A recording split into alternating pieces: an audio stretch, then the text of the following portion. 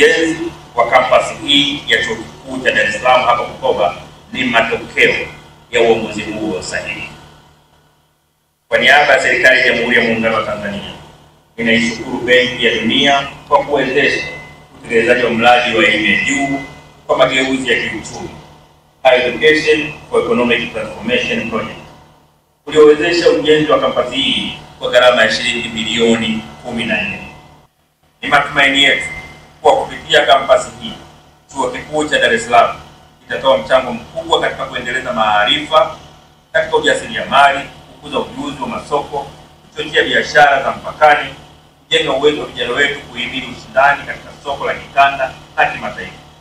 Rai yangu kwa Chuo Kikuu cha Dar es Salaam ni kuhakikisha kwamba kampasi hii inakuwa kitovu cha ubunifu na uvumbuzi, mahali ambapo vijana wetu watawezeshwa kuibua mawazo mapya, kufanya ubunifu na kutumia fursa ya soko la pamoja la Jumuiya ya Afrika Mashariki. Aidha, kwa mkoa wa Kagera unaopakana na nchi jirani kadhaa, tunaamini uwepo wa kampasi hii utatoa fursa ya kuvutia vijana katika nchi hizo kuja kujipatia maarifa muhimu. Pia tungependa kuona wahadhiri kutoka nchi hizo wakija kusoma na kufundisha hapa Kagera. Kampasi hii iwe ni mahali pa kukuza mtangamano wa Afrika Mashariki na kuendeleza umajumui wa Afrika ambao umekuwa msukumo wa Chuo Kikuu cha Dar es Salaam. Jambo hili likifanikiwa, tutakuwa sio tu tumekuza elimu ya juu, bali pia tutachangia kujenga Jumuiya ya Afrika Mashariki yenye mshikamano, amani pamoja na maendeleo.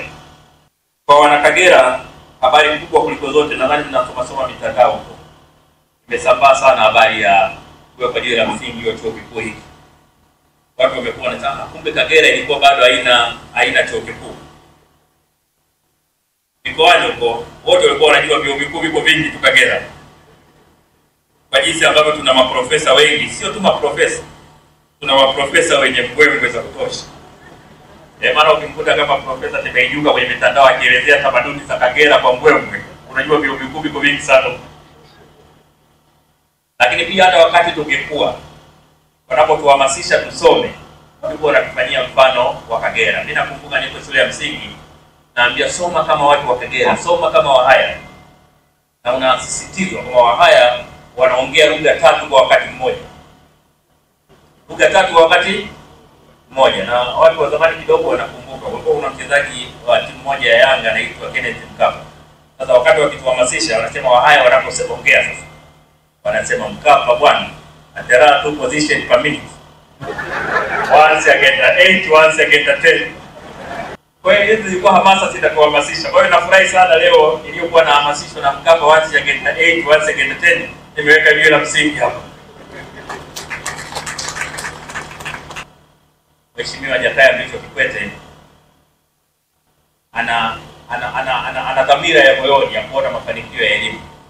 Maana nakumbuka nilipokuwa mwenyekiti wa umoja wa vijana wa CCM wa taifa, yeye akiwa mwenyekiti wa chama, kuna wakati katibu mkuu wa umoja wa vijana akawa busy kweli kufanya mambo ya CPA, anataka CPA. Bila namzuia, kuna kazi nyingi za kufanya, muda wa kusoma unatoa wapi? Anaona anisikilize. Nikaenda kumshtaki kwa mheshimiwa mwenyekiti wa chama chetu. Kama mwenyekiti, katibu mkuu wangu mimi simuelewi, kakazana na CPA. Badala ya kufanya kazi ya umoja wa vijana ambazo ni nyingi sana sasa hivi. Akaambia Emmanuel, mwache.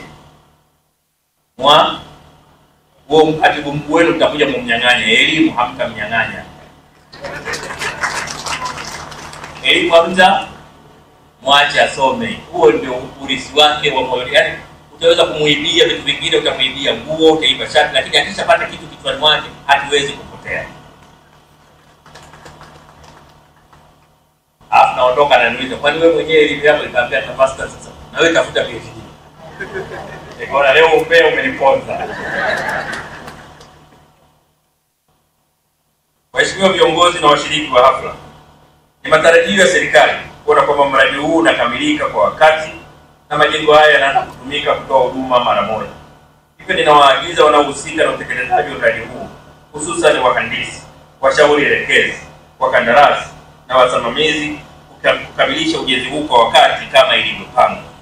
Ucheleweshaji wa aina yoyote hauwezi kukubalika.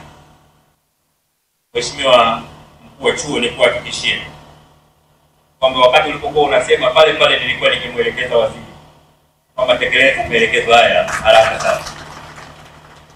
Lakini pia umeongea habari ya umuhimu wa kuongeza ardhi, na hili ni jambo muhimu sana tunapoongelea vizazi vijavyo vya Kagera na nchi yetu, kwamba mwisho wa siku moja mahitaji yatakuwa na chuo kitakosa nafasi. Na kuelekeza mkuu wa mkoa kulifanyia kazi jambo hili. Umefanya kazi vizuri sana katika awamu ya kwanza hii uliyopo. Ni matumaini yako ubora ulioonyesha mara ya kwanza utaufanya kwa kishindo zaidi. Lakini pia Mheshimiwa mkuu wa chuo chetu na rais mstaafu, umeongelea swala la barabara, na of course chuo kikuu, ndugu zangu wa haya watapata tabu sana kuelezea kama barabara sio nzuri.